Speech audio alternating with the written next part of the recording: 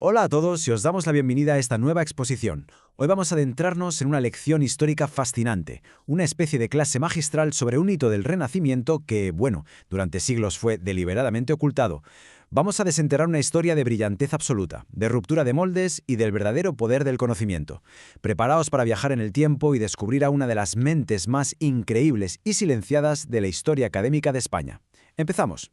Imaginad la escena por un momento. Estamos en el año 1508. El aire en la Universidad de Salamanca es denso. Huele a cera quemada, a humedad, al polvo de pergaminos centenarios. El sonido de unos pasas resuena sobre la piedra fría de los claustros. Pero, y aquí viene lo extraordinario, estos no son los pasos de un clérigo. En una época donde el saber estaba literalmente encadenado a los hombres de la iglesia, una figura femenina avanza con paso firme hacia el púlpito. Es una auténtica anomalía. Mientras el resto de Europa apenas empezaba a despertar al Renacimiento, esta mujer estaba a punto de convertirse en la primera en ocupar una cátedra universitaria en la historia de España, una absoluta locura para la época. Nuestra hoja de ruta para hoy es la siguiente. 1. La anomalía de Salamanca. 2. Las mujeres sabias de Isabel. 3. Pedagogía renacentista. 4. Humanismo contra tradición. 5. El manuscrito perdido. Y por último, el punto 6. Reivindicando el legado. Sección 1. La anomalía de Salamanca. De cuna noble a la disrupción académica. Vale, vamos a meternos de lleno en esto. El ascenso de Luisa de Medrano no fue casualidad. Nació en 1484, en una familia noble de Atienza, Guadalajara. Y entre 1490 y 1505 recibió una educación humanista brutalmente rigurosa. Fijaos en que la alta nobleza empezaba poco a poco a valorar que sus hijas también se formaran. Era un cambio cultural muy incipiente, sí, pero tremendo. Este talento tan pulido le consiguió la protección directa de la realeza durante la primera década de 1500. Y todo eso desemboca en ese momento histórico de 1508, su nombramiento como catedrática de Humanidades. Es decir, su éxito fue la mezcla perfecta entre una genialidad indudable y un entorno que, de repente, le permitió brillar. Sección 2. Las mujeres sabias de Isabel.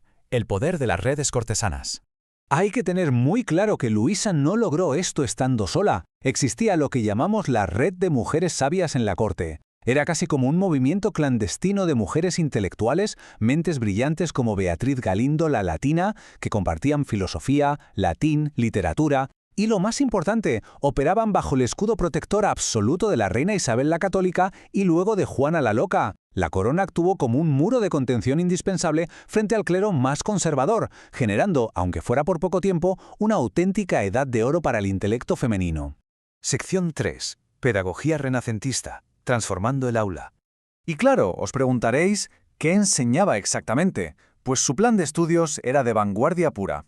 Exigía un dominio absoluto del latín, enseñaba el arte de la retórica, fomentaba la indagación filosófica profunda y, ojo a esto porque es clave, usaba el debate activo como herramienta de aprendizaje.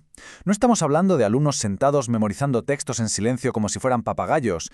¿Qué va? Se trataba de salir ahí y cuestionar el mundo. Fijaos cómo se construye esto paso a paso en su día a día. Paso 1. Diseccionar y analizar los textos clásicos a fondo.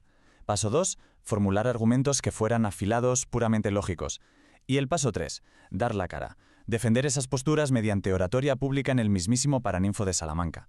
Básicamente, Luisa entrenaba mentes para pensar críticamente y para dominar el espacio público con la palabra. Un desafío en toda regla. Sección 4. Humanismo contra tradición. El choque de ideologías. Trasladémonos otra vez a ese Paraninfo e imaginad la tensión cortándose con un cuchillo. A un lado, Luisa de Medrano. Ella representaba la luz del humanismo, argumentando en un latín inmaculado que el conocimiento no tiene género. Desarmaba a cualquiera con una lógica implacable. Y al otro lado, los profesores conservadores, sudando frío, exigían que el saber se quedara encerrado en su club exclusivo del clero masculino, llegando a soltar que una mujer erudita iba, sencillamente, contra la naturaleza. Los relatos de la época sugieren que Luisa los dejaba literalmente mudos. Era, para que nos entendamos, el equivalente del siglo XVI a soltar el micrófono delante de todo el clero. Sección 5. El manuscrito perdido. Una escena del crimen histórico. Y aquí es donde la cosa se oscurece y nuestra investigación se vuelve casi policíaca. Pasado el año 1514, las dinámicas de poder cambian y el apoyo a estas mujeres humanistas colapsa, lo que nos lleva a una de las preguntas más críticas de la historia. ¿Qué sucede cuando la historia es escrita por aquellos que se sienten amenazados? Pensadlo, los mismos que ahora escribían las crónicas eran los que habían sido humillados intelectualmente por una mujer. Pues lo que sucede es una damnatio memorae. Y esto no es que a alguien se le olvidara anotar su nombre por despiste, no. Fue un borrado oficial, meticuloso y deliberado. Los historiadores masculinos arrancaron páginas, manipularon los registros y la borraron del mapa. Querían restaurar su status quo patriarcal y asegurarse, por encima de todo, de que el logro de Luisa jamás sirviera como un precedente peligroso para que otras mujeres intentaran acceder a la universidad.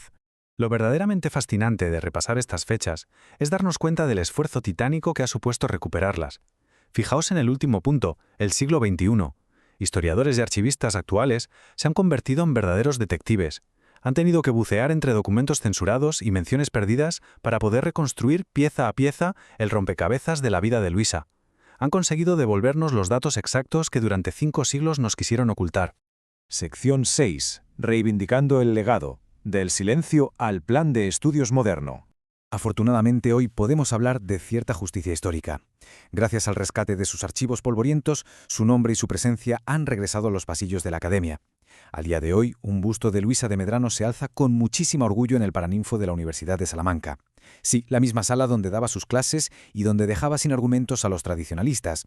Es un recordatorio físico y contundente de que la verdad, por muchas paladas de tierra que le echen encima, siempre termina saliendo a la luz.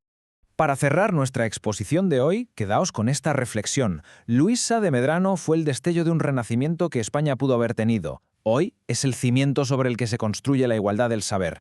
Exponer estos huecos de la historia no es un simple ejercicio de memoria, es absolutamente vital para cimentar la igualdad real en las universidades de hoy. Y nos deja con una duda fascinante. ¿Cuántas otras mentes brillantes estarán todavía ocultas en las sombras, esperando a que alguien las redescubra? Ahí os dejo esa pregunta. Ha sido un placer acompañaros en este análisis. Hasta la próxima.